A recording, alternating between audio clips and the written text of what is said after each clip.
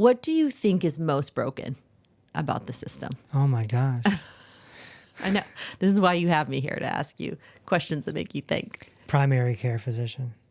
Say more about that. I know that's in your book. The primary care physician it's a joke.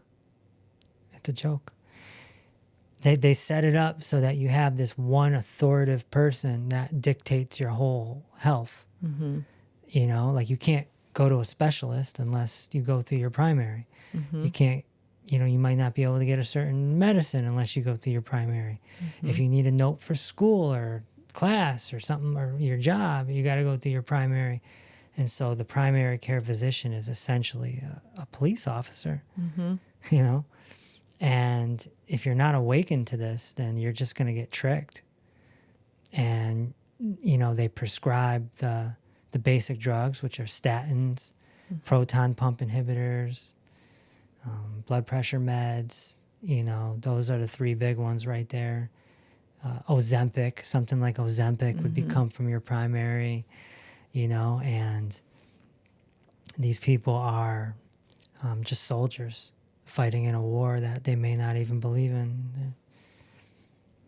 What I think is most interesting, and this is where you come in, right? Like there's very little root cause is what I hear in there. Yeah. Instead of head to toe healing, it's just, let me give you a Band-Aid that actually may not even be a Band-Aid. It may be a razor blade and make things worse, right? A razor blade, wow. Is that how you see it? Well, That's how I see it. Well, I summarize it in the book as they only have three solutions. Mm-hmm. It's drugs, it's injections, Yeah. and it's surgeries. Yeah.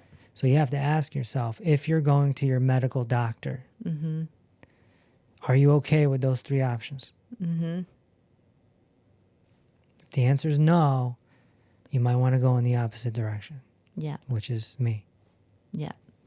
And I think that some people, right, and this is my opinion, I don't think all medical doctors are bad. I think the No. system, though, has set it up so that it is corrupt, even when doctors don't want to participate in the corruption. It's not the doctor's fault. Right, exactly. Yeah. They're indoctrinated Yes. into a system. Yes. The military is the best analogy. You maybe, let's just say you're 19 years old and you don't know what you want to do with the rest of your life. Mm-hmm. Maybe you're getting in trouble in the streets or something. Mm-hmm. And an uncle or something says, go into the military, boy. You know, Mm-hmm. you go into the military, you do boot camp, you're feeling good about yourself. I did boot camp, I accomplished something. Mm-hmm. Then you become, let's just say, a Marine, Mm-hmm. right? Super proud, right? And then out of the clear blue, you get sent to war. Mm-hmm. You may not believe Mm-hmm. in the initiative of that war, Yes. but you're still required to go. Yes. And then on top of it, you might have to kill someone. Mm-hmm. Is it the soldier's fault? No. No, because I think the soldiers signed up to help. And I think a lot of doctors sign up because they want to help, but then they get stuck in this system. A lot of people have the dream of being a healer, 15, 16 years old. Mm-hmm.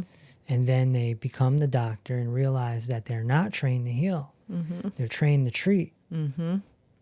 And so... And that's depressing. Absolutely. And that's why we see so many doctors committing suicide. Or they're getting addicted to alcohol, or addicted to pills. They get their friend down the hall, their friend doctor, to write them scripts. And so you write me the Xanax, and I'll write you the Ambien. Mm-hmm. Yeah. So let's... You write me, you write me the antidepressants, and I'll write you the anti-anxiety. You know, and it's like they're just, yeah, it's you know, it's a license to kill. Let's talk about some of those chunks that are in the book. I know one of the things you talk about is medical school and diagnosis. Tell us a little bit about how you see the system failing in those areas without giving away your book. Diagnosing is a scam within itself because, again, the only thing that they have is drugs, injections, and surgeries. So what's the point of the diagnosis? Right?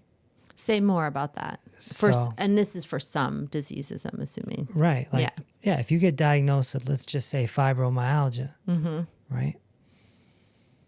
They're just going to give you drugs that are going to make you worse over time.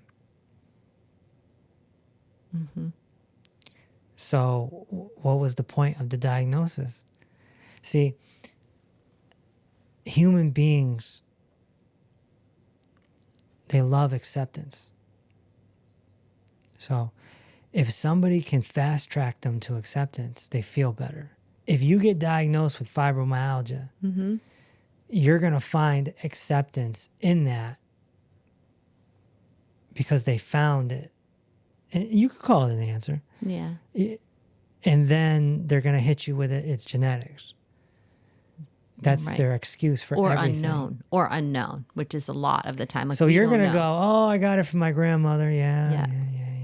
And so you get to a state of acceptance, which in this case will bring you to hopelessness.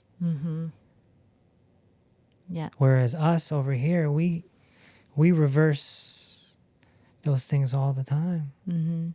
Hip pain, foot pain, knee pain, fibromyalgia, migraines, type 2 diabetes, Yeah.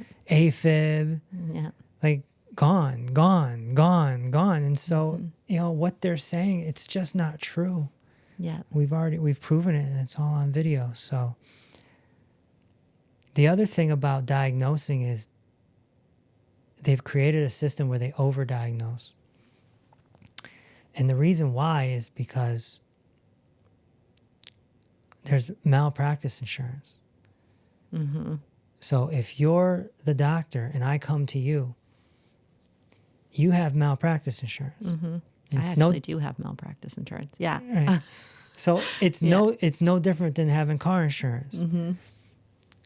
If I make a claim against you, your insurance is going to go up, even if you win the case. Yep. True. Right? True. Yep. So, in order for you not to get a claim, you need to over-test. So you over-test the person. And the more you test, the more you find. Right. And Yeah. the body goes through cycles, ebbs and flows. The body goes through cycles of abnormalities. You could have a tumor in you right now. You could have a nodule in you right now. You could have the sea monster right now. But if you don't have symptoms, it's really not as urgent as people would think. Because your body is probably going to reverse it in the next few months. But if they find it, they're going to move from over-testing to over-diagnosing to over-treating. 1,000%. Yeah. All in the name of not getting nailed with a claim. I think you're bringing up, like, there's multiple problems here in the system, right? There's, when it comes to diagnosis too, if you accept health insurance, you have to offer a diagnosis, right? So there's Right. also that aspect where Right. you're required to provide a diagnosis, even if you don't want to, as Right. a clinician, doctor. And that leads to the drugs, injections, and surgery. Exactly.